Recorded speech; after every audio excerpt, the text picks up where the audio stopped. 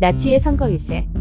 지금은 자연스럽게 정당의 정치인들을 TV, 라디오, SNS, 팟캐스트를 통해 접할 수 있고 선거 기간 동안 유세 차량과 거리 유세를 통해 후보자들과 악수하고 인사를 건네는 시대에 살고 있지만 이러한 선거 유세를 최초로 활용하고 도입한 것은 바로 나치 독일의 아돌프 히틀러였으며 그의 대중에 대한 유세는 오늘날과 같은 선거 유세로 정착하게 됩니다. 2차 세계대전 이전까지만 해도 민주주의 국가는 몇 나라밖에 없었고 정치 시스템 또한 발달되어 있지 않았습니다. 당시 민주주의 국가인 미국의 선거 유세조차 히틀러처럼 국민들과 함께하는 선거 유세는 아니었습니다. 단지 라디오를 통해서 자신의 성명을 발표하거나 대중 집회에 참여하여 연설하는 정도였습니다. 독일 노동자당에 대한 히틀러의 회상을 보면 1919년 군생활 중 히틀러는 상관으로부터 위넨의 독일 노동자당을 조사하라는 명령을 받고 입당하는데 당시 독일 노동자당의 금고에는 약 8마르크와 당원이라고는 40여 명 정도였다고 합니다.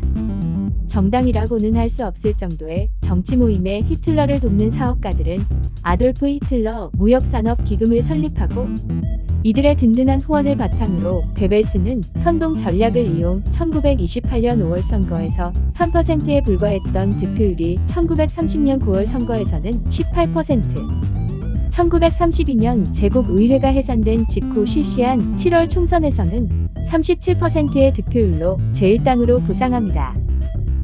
베벨스의 선전 선동 전략. 베벨스의 선전 방법은 그의 어록들을 살펴보면 충분히 이해됩니다. 선전은 쉽게 학습될 수 있어야 하고 간단한 용어나 슬로건으로 명명하는 것이 좋다는 그의 소신대로 간단 명료했습니다.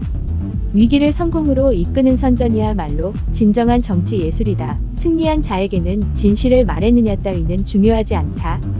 거짓말을 하려면 크게 하라. 대중은 작은 거짓말보다는 큰 거짓말을 잘 믿는다. 사람들이 거짓말을 듣게 되면 처음에는 아니라고 생각하다가 그 다음에는 의심을 하게 되고 계속 듣다 보면 진실이라고 생각하며 믿게 된다. 거짓과 진실의 적절한 배합은 100%의 거짓보다 더 큰 효과를 낸다. 베벨스는 어디에서 이러한 아이디어를 얻었을까? 베벨스의 일기를 보면 구소련 공산당인 볼셰비키로부터 선전 선동에 대한 많은 것을 배울 수 있다고 적었으며 정적이었던 공산당의 수법을 독일 국민들에게 그대로 적용한 것입니다. 또한 나치당을 비난하는 다른 정당에 대해 신문에 거짓 뉴스를 실어 지금의 네거티브 정치를 펼쳐 주목을 끌게 했고 이성보다 감성을 자극하는 것이 효과적이라 판단하여 스피커를 이용한 연설, 포스터, 유니폼, 음반, 라디오, 영화, 횃불 퍼레이드와 같은 대규모 집회를 기획합니다. 군사력을 제1의 전선, 경제력을 제2의 전선, 방송을 제3의 전선으로 생각할 정도로 미디어에 대한 중요성과 유용성을 잘 알고 있었던 그는 1932년 총선에선 편지 봉투에 넣어 발송할 수 있는 크기의 소형 레코드판 5만 장을 배포하고 10분 분량의 유성 영화를 제작, 지방 도시에서 상영하여 나치의 선전전을 펼치도록 지시합니다. 또한 국민 수신기라는 이름의 보급형 라디오를 대량 생산하여 1933년 25%였던 독일의 라디오 보급률은 8년 만에 65%로 증가하며 당시의 기존 라디오 가격이 200에서 400마르크였던 것에 비해 국민 수신기는 76마르크였으며 여기에 정부 보조금을 지급해 최저 35마르크까지 가격을 낮춰 보급했고 2차 세계대전 후반 전쟁에 지고 있는 상황에서도 나치 독일이 승전하고 있다는 방송을 내보낼 정도로 철저하고 아낌없이 라디오를 활용했습니다. 히틀러의 선거 전략 중 두 가지의 예를 든다면 첫 번째, 히틀러는 독일 국민들로부터 지지를 얻기 위해 지금의 독일 항공인 루프탄자를 이용하여 독일 각 지역을 순회하며 국민과의 친밀도를 높여 인기를 얻는 데 성공합니다. 두 번째로 최초의 마그네틱 녹음 테이프와 릴-투-릴 방식의 마그네토폰 K1을 개발하여 독일 전역에 히틀러의 연설을 방송했습니다. 2차 세계대전 당시 마그네토폰 또는 마그네토폰 레코더의 존재에 대해 연합군은 알고 있었지만 독일 나치 방송이 고주파 바이어스와 PVC 테이프를 이용한 릴 레코더를 사용한다는 것은 전쟁 중 발견하기 전까지 디테일한 기술적인 세부 사항은 알지 못했습니다. 이러한 이유는 마그네토폰이 실용화된 시기가 나치 정권 시기였기 때문에 자기 테이프 녹음 기술은 외부로 유출되지 않았습니다. 괴벨스는 이러한 상황을 역이용하여 독일의 모든 라디오 방송국에 마그네토폰을 설치 사용하여 독일군에 대한 연합군의 정보 수집 교란에 적극 활용했습니다. 2차 세계대전 초기만 하더라도 무선 통신 기술은 발전되어 있지 않았고 독일 각지의 방송국에서 송출되는 히틀러의 연설은 연합군에게 혼선을 주기에 충분했습니다.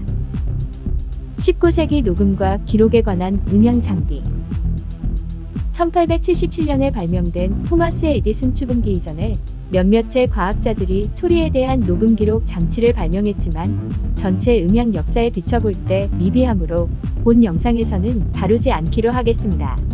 오늘날 포노그래프로 알려진 에디슨 추궁기는 회전하는 실린더에 쌓여있는 은박지에 바늘을 이용하여 소리를 녹음하고 재생하는 방식으로 추후 알렉산더 그레이엄 벨 볼타 연구소는 두꺼운 종이 위에 왁스를 코팅한 왁스 실린더의 개선안을 보였지만 실린더의 약한 내구성과 대량 복사에 어려운 단점이 있었습니다.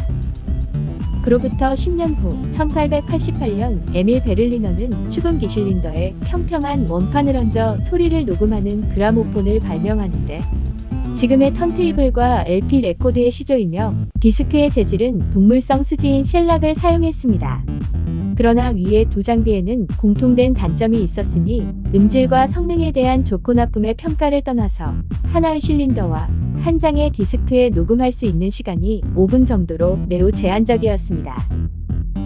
와이어 레코더 1888년 미국의 라디오 엔지니어 오벌린 스미스는 영구 자석을 사용한 자기 녹음의 가능성을 다룬 기사를 당시 전기전자신문인 일렉트리컬 월드에 실었고 영구 자석을 사용하여 소리를 녹음하고 재생하는 새로운 방식의 아이디어를 제안했습니다.